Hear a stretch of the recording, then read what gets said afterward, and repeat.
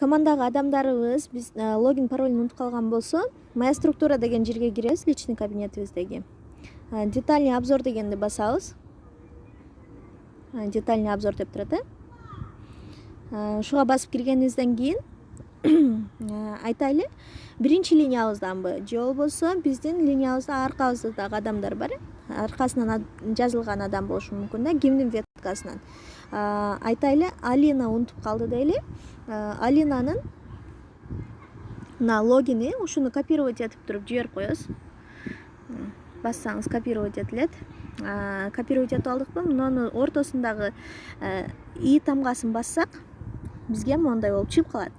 Отправить пароль по СМС дегенди бассак, Алинага: а вы уверены, действительно хотите дейт? Да деп коебуз, болду. Успешно отправлено деди. Мынакей. Болду. Пароль барды, пароль болуп эле барып калат. Ал эми немесин антип туруп жиберип коебуз.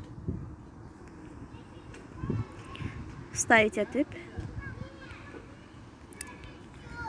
Ставить этебиз. Болду. Пароль өзүнүн телефонуна барып калат.